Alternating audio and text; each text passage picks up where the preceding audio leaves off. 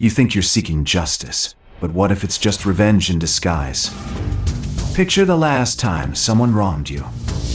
Did you crave an eye for an eye? Or did you yearn for something deeper? A sense of fairness and closure? But what if those feelings are just your brain tricking you into primal urges? Think about it. Every time someone cuts you off in traffic, do you feel anger surge? That's not just a fleeting emotion. It's an ancient survival mechanism at work. We're hardwired to seek revenge, and our brains don't distinguish right from wrong. Why do we feel such deep satisfaction when the scales tip back in our favor? It's because our brain releases dopamine, the same chemical that makes you crave junk food. This is why justice often feels like sweet, sweet revenge, even if it's not what we need. But there's more to this story than just neurotransmitters and primal urges.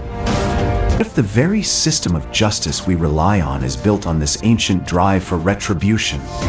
The line between justice and revenge is blurry, and our brain doesn't help us see clearly. Have you ever felt a surge of relief when someone who wronged you got their due? That's your brain rewarding you for seeking balance, even if it's just an illusion. But this urge isn't just about personal satisfaction. It has far-reaching consequences. Think about the cycles of violence in families, communities, and nations. How many of these cycles are perpetuated by a misguided quest for justice? We're not just talking about individual grudges here. This is a societal issue.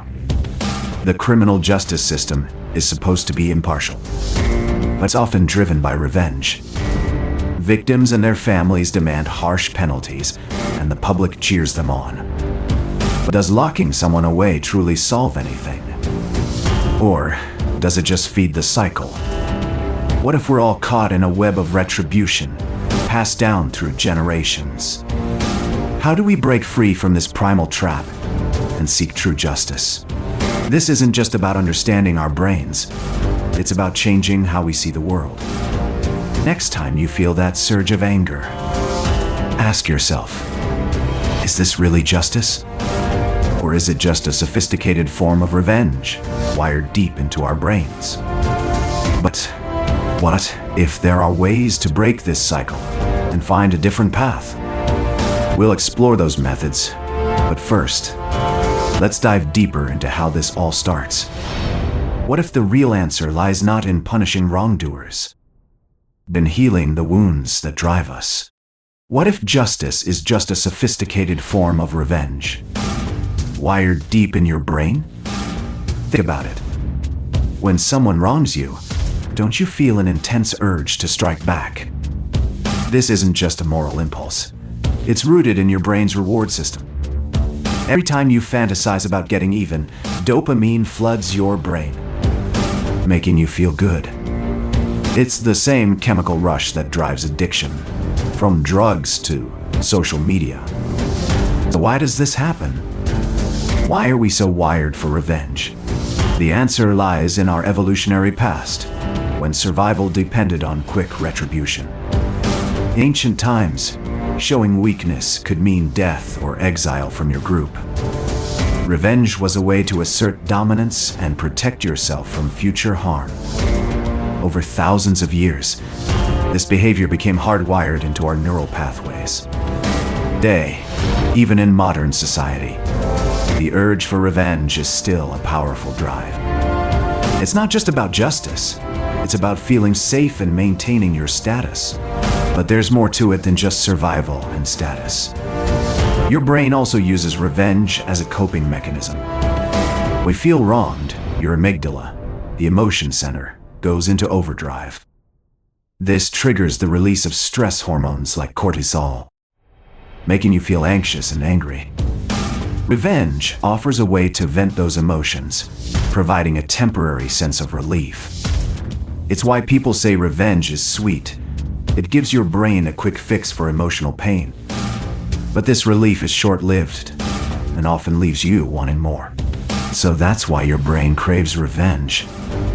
But knowing that doesn't fix it.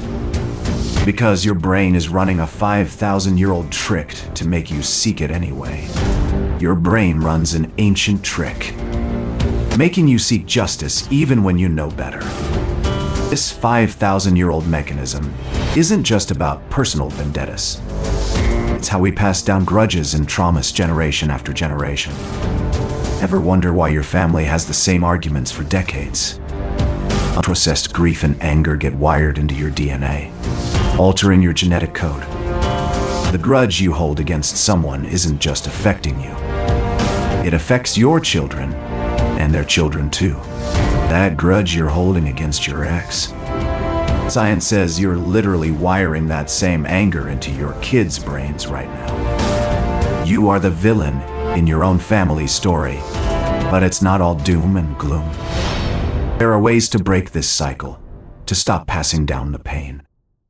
It starts with acknowledging the impact of your actions, no matter how small. Every generation has a choice: continue the cycle or break it. The power is in your hands. And the first step is understanding the science behind it. But there is hope. You can break this cycle today. It starts with acknowledging the pain inside you. That's the first step. Have you ever tried to forgive someone who hurt you deeply? It's hard, but holding on to anger only keeps you trapped in the past. It's like carrying a weight.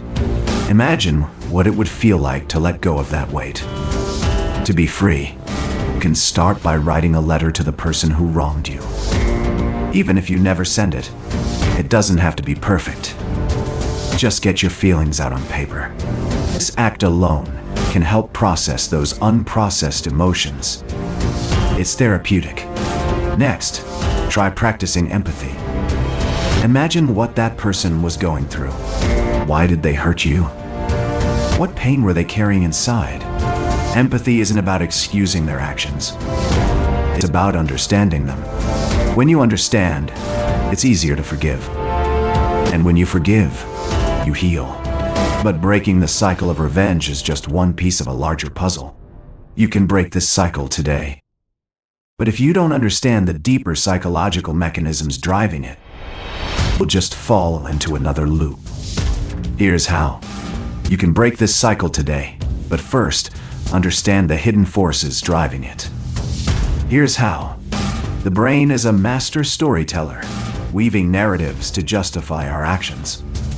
What if those stories are built on ancient, ingrained biases? These biases shape your sense of justice and revenge in ways you barely notice. How can you see clearly when your mind is rigged against you? It's like solving a puzzle with missing pieces. But it's not just about your brain. Society plays a role too, reinforcing these cycles through laws and norms. Laws that seem fair often hide deep biases. Norms we take for granted perpetuate injustice. Do you ever wonder why some seek revenge while others find peace? It's not just personal choice, it's the systems we live in. Truly break free. Look beyond the individual to see the bigger picture.